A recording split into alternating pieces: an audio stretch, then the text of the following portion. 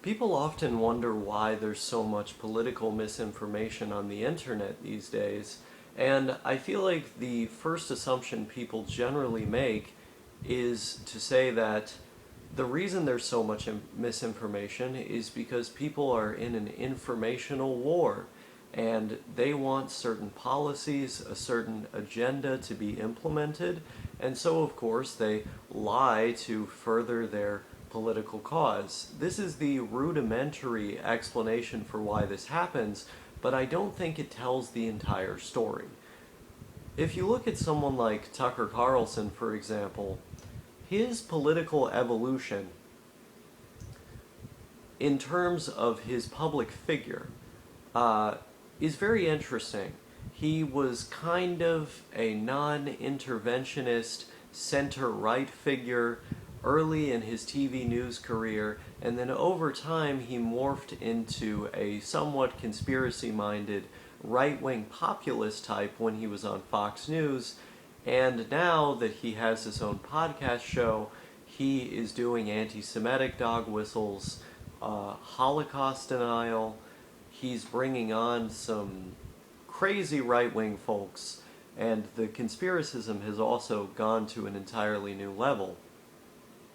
But I think it's telling the text messages that he sent his colleagues in the wake of the Dominion lawsuit, because they tell you that he hasn't actually evolved politically very much.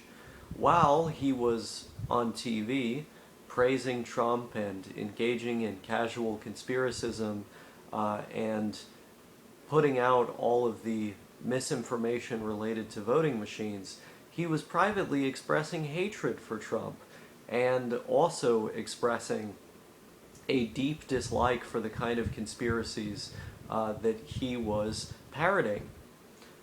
And I think this tells you that his show on X is also a in furtherance of the kind of propaganda that he was spewing before disingenuously.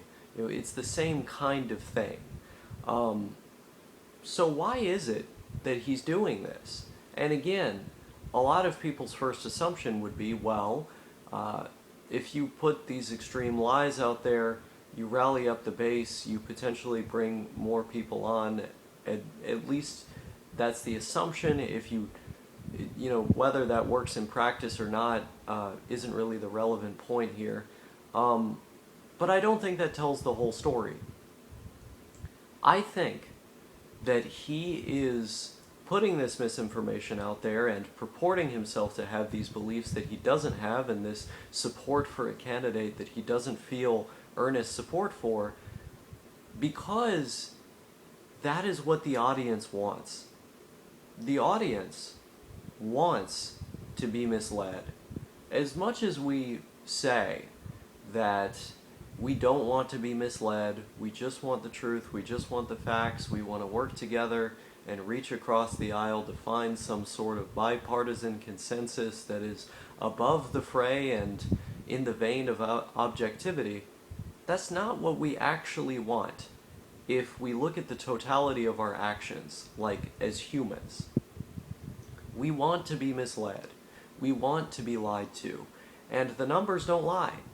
Those posts net people much more popularity, much more engagement, more followers, and the shows that engage in this kind of misinformation make a lot more money than the shows that don't. And there's a reason for this.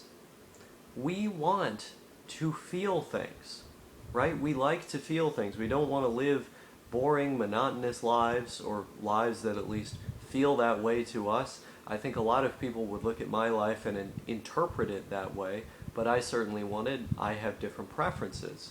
But most people, they need that, to feel that fiery feeling, perhaps to distract them from alienation they experience at their workplace or in life in general, perhaps to motivate them to fight another day. Whatever the reason may be, people like to get mad.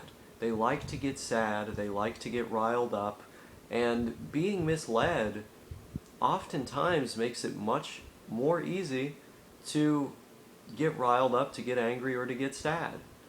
That misleading information, because it portrays reality in a much more extreme and negative way, it gives us something to hate each other over.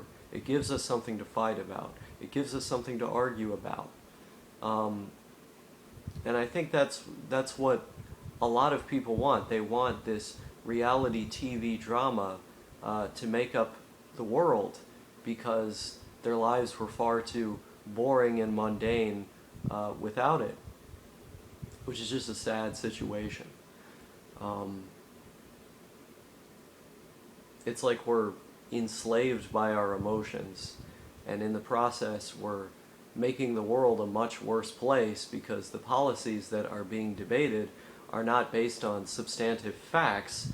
They're based on whose misinformation is better than the others.